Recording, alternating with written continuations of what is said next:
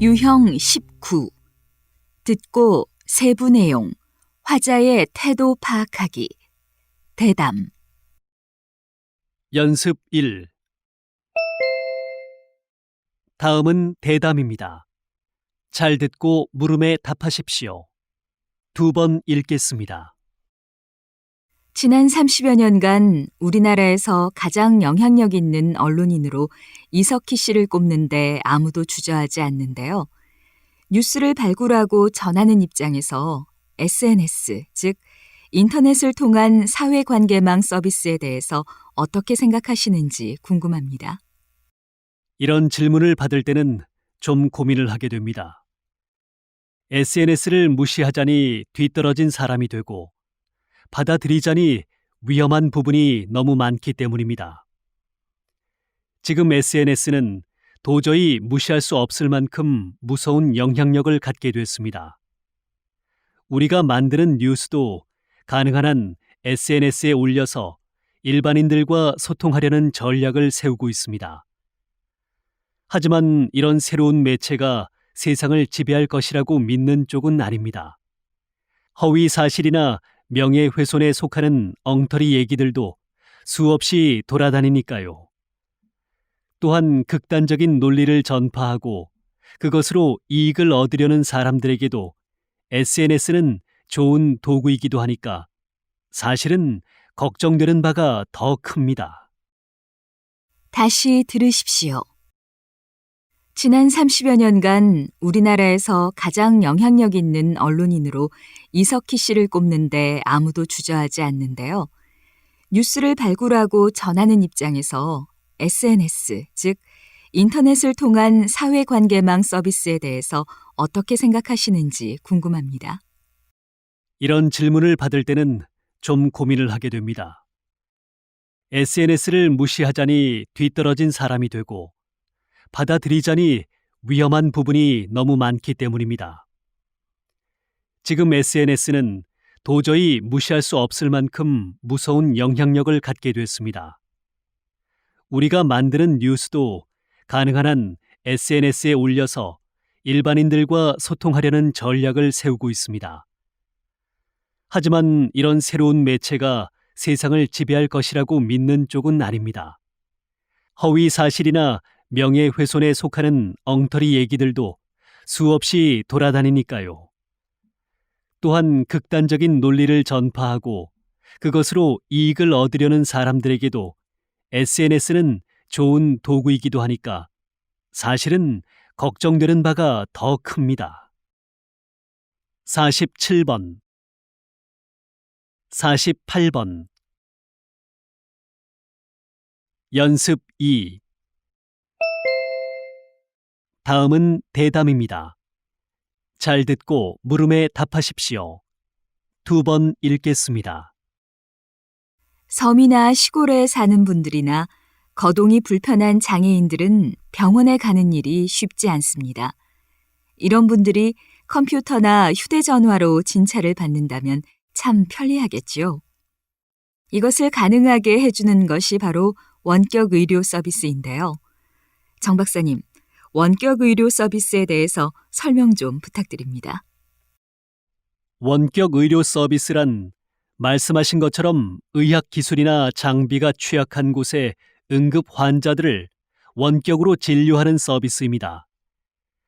작년 9월 18개의 의료기관이 원격 의료 서비스 시범 사업에 참여하였는데 환자 중 90% 이상이 만족했다는 결과가 나왔습니다. 환자들은 일주일에 2회 이상 혈압을 측정해서 의료기관에 알리고 의사는 환자의 혈압 수치를 보고 상담해주는 방식으로 진행되었어요. 그 결과 환자들은 규칙적인 운동과 사소한 질병 관리에 대한 관심도가 높아져서 혈압이 전보다 나아지는 효과를 얻을 수 있었다고 합니다. 어떤 곳에 있더라도 몸이 아프면 의사를 만날 수 있어야 합니다. 의료 사각지대에 있는 분들을 위해 마련된 원격 의료 서비스가 더욱 활발해지기를 기대해 봅니다. 다시 들으십시오. 섬이나 시골에 사는 분들이나 거동이 불편한 장애인들은 병원에 가는 일이 쉽지 않습니다. 이런 분들이 컴퓨터나 휴대전화로 진찰을 받는다면 참 편리하겠지요. 이것을 가능하게 해주는 것이 바로 원격 의료 서비스인데요. 정 박사님, 원격 의료 서비스에 대해서 설명 좀 부탁드립니다. 원격 의료 서비스란 말씀하신 것처럼 의학 기술이나 장비가 취약한 곳에 응급 환자들을 원격으로 진료하는 서비스입니다. 작년 9월 18개의 의료기관이 원격 의료 서비스 시범 사업에 참여하였는데 환자 중 90% 이상이 만족했다는 결과가 나왔습니다. 환자들은 일주일에 2회 이상 혈압을 측정해서 의료기관에 알리고 의사는 환자의 혈압 수치를 보고 상담해주는 방식으로 진행되었어요. 그 결과 환자들은 규칙적인 운동과 사소한 질병 관리에 대한 관심도가 높아져서 혈압이 전보다 나아지는 효과를 얻을 수 있었다고 합니다. 어떤 곳에 있더라도 몸이 아프면 의사를 만날 수 있어야 합니다. 의료 사각지대에 있는 분들을 위해 마련된 원격 의료 서비스가 더욱 활발해지기를 기대해 봅니다. 47번, 48번. 연습 3. 다음은 대담입니다. 잘 듣고 물음에 답하십시오. 2번 읽겠습니다. 최근에 아마존에 사는 식인 물고기가 국내 저수지에서 발견돼 결국 저수지의 물을 다 퍼내는 일까지 벌어진 사건이 있었습니다. 유해 외래 어종의 유입으로 인한 국내 생태계 파괴에 대한 우려의 목소리가 높은데 어떻게 보십니까? 이번 사건은 관상용으로 기르던 물고기를 무책임하게 버린 데서 생긴 겁니다. 육식성으로 매우 위험한 물고기이기 때문에 저수지물을 퍼내기까지 했습니다. 다행히 개체수가 확산되지 않고 4마리에 그쳤습니다. 하지만 이런 외래 어종이 국내 환경에 적응하여 번식하게 되면 생태계 파괴는 물론 인간의 생명까지 위협할 수 있습니다. 따라서 유해 외래 어종에 대한 관리 규제를 정책적으로 강화하여 개인의 무분별한 구입과 자연으로의 방류를 금지해야 한다고 생각합니다. 다시 들으십시오. 최근에 아마존에 사는 식인 물고기가 국내 저수지에서 발견돼 결국 저수지의 물을 다 퍼내는 일까지 벌어진 사건이 있었습니다. 유해 외래 어종의 유입으로 인한 국내 생태계 파괴에 대한 우려의 목소리가 높은데 어떻게 보십니까? 이번 사건은 관상용으로 기르던 물고기를 무책임하게 버린 데서 생긴 겁니다. 육식성으로 매우 위험한 물고기이기 때문에 저수지물을 퍼내기까지 했습니다. 다행히 개체수가 확산되지 않고 4마리에 그쳤습니다. 하지만 이런 외래 어종이 국내 환경에 적응하여 번식하게 되면 생태계 파괴는 물론 인간의 생명까지 위협할 수 있습니다. 따라서 유해 외래 어종에 대한 관리 규제를 정책적으로 강화하여 개인의 무분별한 구입과 자연으로의 방류를 금지해야 한다고 생각합니다. 47번, 48번. 연습 4. 다음은 대담입니다. 잘 듣고 물음에 답하십시오.